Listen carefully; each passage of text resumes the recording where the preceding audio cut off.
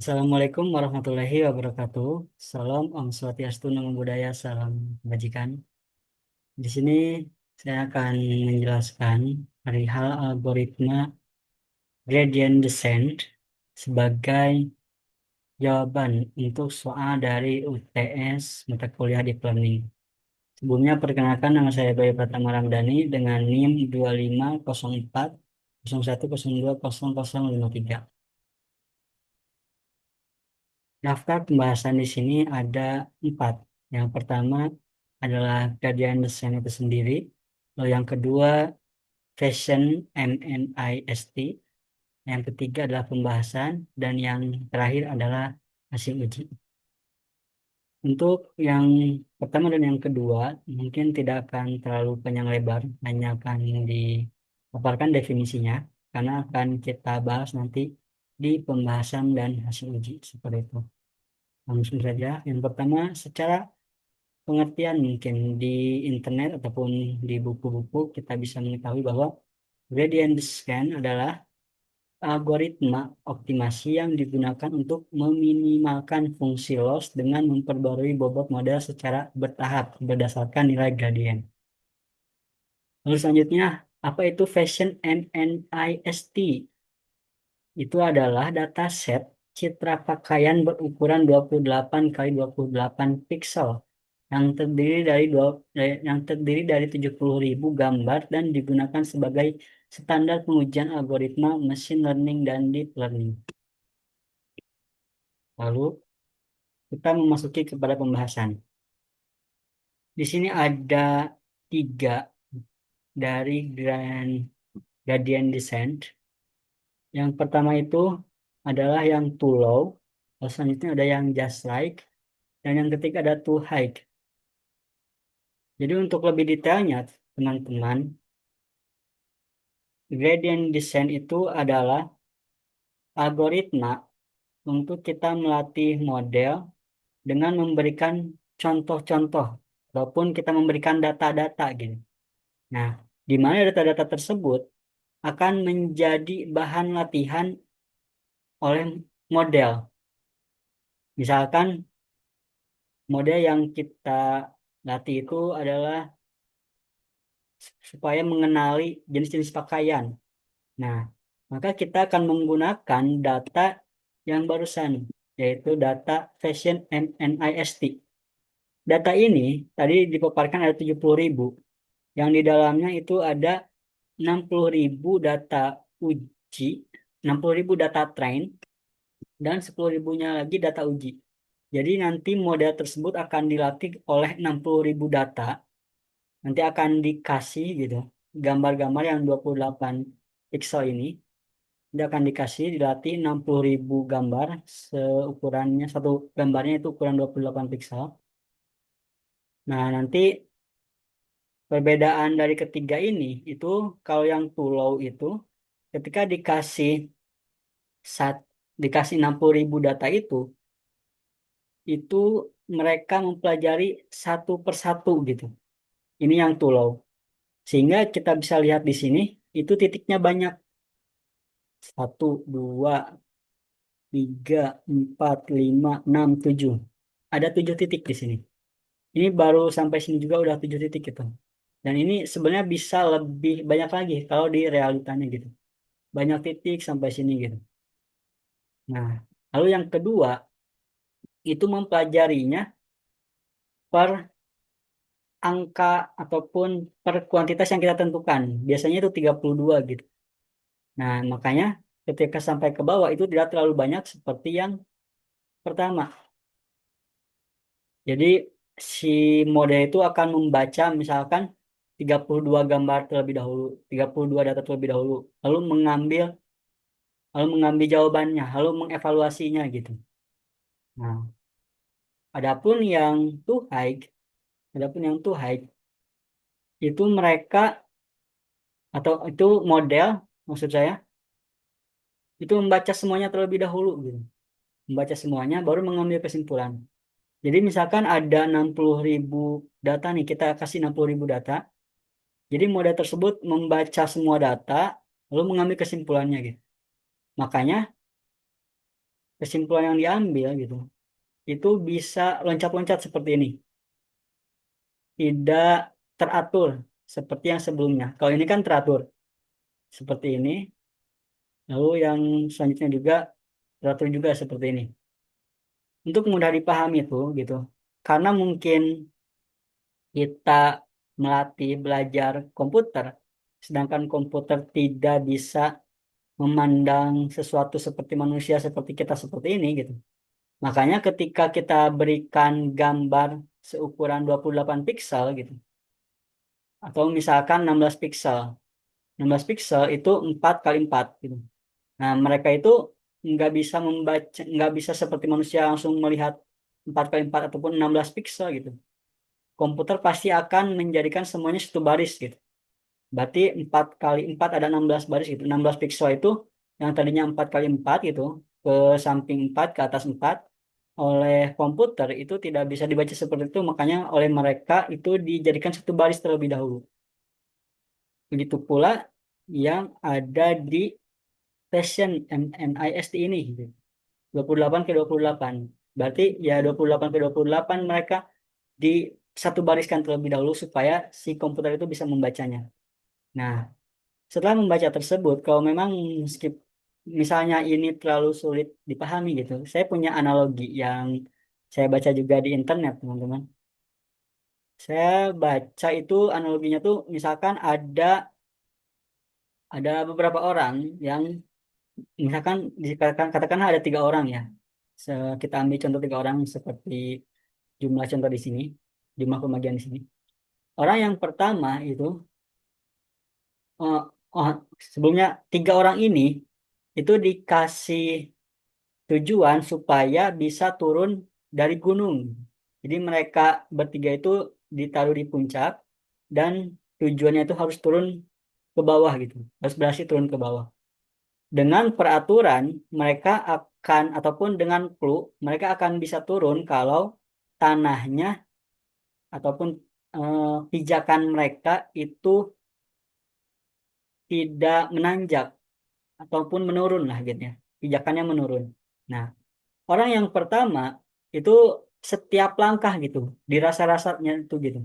Misalkan satu langkah, ini menurun atau tidak.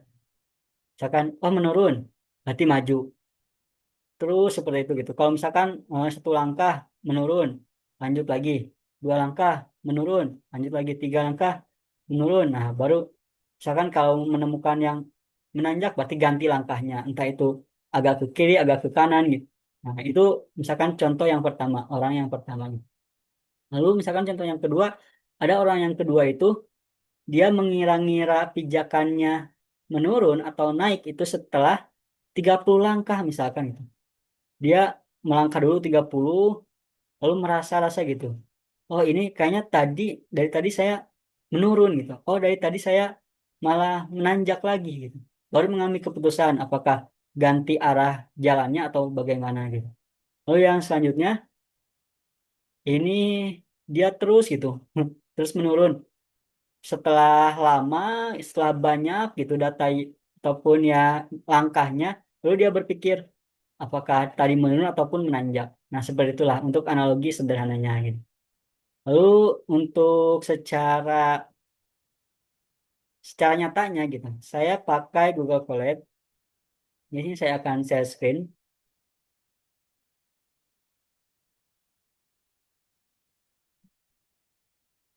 Nah, ini saya coba mengikuti file PDF yang ada di Edlink gitu. Cuman ada beberapa yang saya modifikasi juga gitu. Sambil saya mengulik lah. Saya mengulik dan saya coba-coba juga gitu.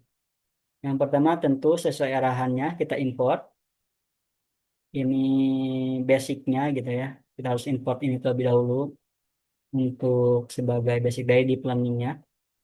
Ini kita import untuk waktu. Nah, yang pertama saya bedakan itu ataupun di improvisasi ada baris ini. Soalnya karena saya mungkin mencobanya beberapa kali berulang-ulang terus gitu. Jadi ketika tidak ada baris ini, maka model ataupun website ini itu tidak bisa di-run lagi gitu. Karena mungkin ada data yang tersimpan sebelumnya. Makanya saya simpan ini di sini supaya data-data sebelumnya itu di-clearkan terlebih dahulu.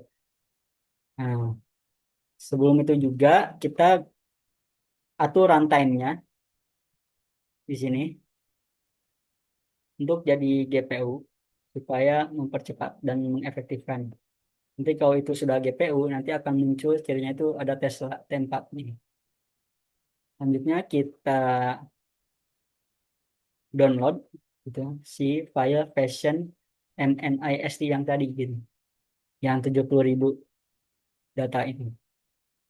Nah, kita ini tidak wajib sebenarnya teman-teman, karena ini hanya visualisasi secara random gitu.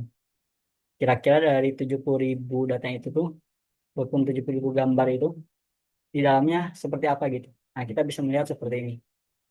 Jadi nanti model yang kita latih itu bisa mengenali gitu. Kalau misalkan ada yang mengupload baju ya dia bisa mengenali baju. Kalau ada yang mengupload tas gitu, ataupun nanti ada juga kan salah satu kelasnya itu sepatu gitu. Itu bisa dikenali juga. Nah ini kelas-kelasnya gitu. Ankle boots gitu. Ada sandal juga. Ini juga tidak wajib kalau saya baca-baca juga gitu. Karena itu sudah otomatis juga. Lalu selanjutnya, nah masuk ke percobaan. Ini adalah percobaan yang pertama yang kalau di analogi itu dia satu langkah berpikir, satu langkah mengevaluasi gitu. Ini karena setiap langkah yang dievaluate gitu ya, dievaluasi itu untuk menentukan ataupun mengambil kesimpulan sementaranya gitu, harus kemana lagi langkah selanjutnya. Ini cukup lama gitu. Ini itu karena mungkin mekanismenya seperti itu bisa sampai 45 menit ini. Nah, ini ada epoch ini 20 jadi ini tuh 20 kali perhitungan. Berarti kalau misalkan analoginya yang turun gunung ya berarti dia turun dari gunungnya 20 kali gitu. Ini batch size-nya gitu. Ini satu kali. Itu satu satu satu batch dia berpikir tindakan selanjutnya. Satu batch dia evaluasi, satu batch. Nah, seperti itu ya. Makanya lama ini 20 kali. Satu kalinya itu, satu kali epoch-nya tuh 163 detik. Berarti sekitar 2 menitan lah ya. Jadi kalau 20 itu sampai ke 40 menit. Nah, ini hasilnya. Akurasinya tuh 86, lalu luasnya 4, 40, 40-an ya luasnya tuh.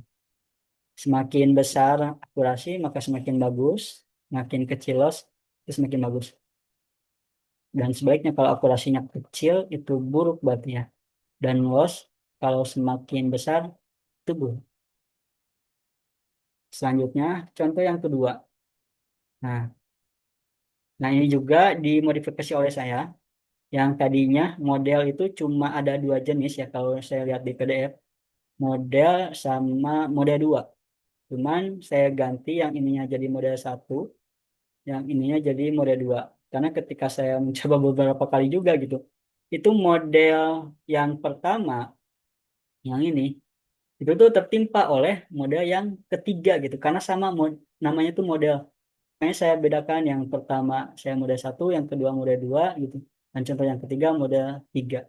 Ini model 2. Bedanya model 2 itu yang beberapa step baru di evaluate untuk sementara gitu. Nah, ini karena awalnya saya melihat di PDF itu sekilasnya itu 5 gitu ya. Maka saya eh, coba dulu 5 di sini gitu. Dan di akhir-akhir saya baru sadar ini 50 gitu ternyata di sininya. Makanya saya ada bikin jadi 4 contoh gitu. Nanti ada contoh yang keempat nih. Nah, ini contoh hasilnya gitu. Oh, si akurasinya tuh 84, luasnya segini 4712. Lalu yang ketiga ini yang baca dulu semua data yang diberikan lalu mengambil kesimpulannya. Hmm. Ini ada 20 epoch gitu.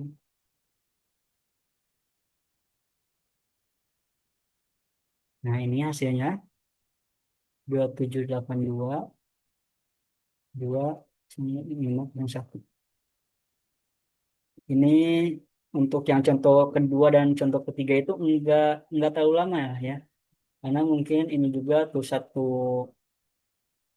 satu kali putaran tuh cuma sekitar 7 detik gitu. Ditambah ini 5 putaran berarti cuma mungkin 1 menit lah ya. Ada lah ya 1 menit 2 menit mungkin. Ini juga sangat sebentar apalagi ini gitu. Jadi tidak memakan waktu. Yang memakan waktu itu cuma contoh yang pertama itu sampai 45 menit gitu. Nah, setelah tiga itu saya coba bandingkan gitu. Saya munculkan mode satu, mode 2, mode 3 evaluasinya gitu. Nah, saya melihat ini. Ternyata saya juga yang asalnya tadi karena kesalahan yang harusnya 50 tapi saya malah 5 gitu. Saya jadi menyadari bahwa kalau misal yang harusnya gitu saya melihat di beberapa video dan di beberapa sumber bacaan itu yang harusnya lebih akurat itu yang contoh kedua gitu. Tapi karena contoh kedua itu yang harusnya 50 gitu, banyak gitu ya si putaran latihannya. Ini ketika dijadikan 5, nah kalah akurasinya sama yang ke satu gitu. Nah, itu mungkin menjadi catatan baru gitu untuk saya gitu. Jadi saya bisa menyimpulkan kalau ininya sedikit gitu ya putarannya itu yang contoh yang kedua itu kalah sama yang ke satu gitu. Nah, selanjutnya saya lah coba gitu. Bagaimana kalau kita benar, nah, sesuai ini kan disuruhnya 50 tadi. Tapi saya tadi malah 5, sekarang saya jadikan 50 saja. Nah, muncul ini gitu. Nah, kita bandingkan dan ini hasilnya gitu. Dan setelah dibandingkan, kalau begini memang benar. Contoh yang kedua yang paling akurat gitu. Nah, ini memang beda tipis lah ya. Cuma beda 50 0,0050 gitu. Kalau dari dari sini berarti cuma beda kalau ini 86% terhitungnya berarti cuma beda 0,05 mungkin ya sekitar sebegitu. Hmm. Lalu ini untuk hasil pengerjaan saya gitu. Saya coba di Google Colab seperti ini. Selanjutnya kita masuk kepada slide terakhir, teman-teman.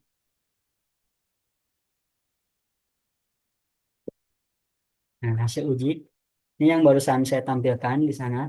Jadi saya mencoba 4 contoh. Yang pertama itu adalah ini yang sangat rendah gitu, yaitu dengan akurasi 86, luasnya 40. Lalu yang contoh yang kedua itu 84, yang 47, yang contoh ketiga itu 27. Jadi yang paling sedikit itu yang contoh ketiga gitu. Dan yang paling akurat itu adalah contoh yang kedua, tapi dengan catatan si perputaran pelatihannya gitu harus 50 gitu. Tidak boleh 5 ataupun tidak boleh sedikit lah ya. Oleh karena itu kesimpulan yang bisa saya ambil adalah untuk metode yang terbaik ya itu menggunakan yang kedua yang ini. Selain akurat gitu, lebih tinggi yaitu di angka 86 itu lebih hemat dari segi waktu juga. Itu tidak sampai puluhan menit sedangkan yang contoh ke satu itu yang pertama lama gitu sampai 45 menit dan hasil akuratnya juga tetap kalah oleh yang contoh yang kedua. Mungkin sekian yang bisa saya sampaikan di tugas UTS kali ini. Mohon maaf atas segala kesalahannya. Wassalamualaikum warahmatullahi wabarakatuh.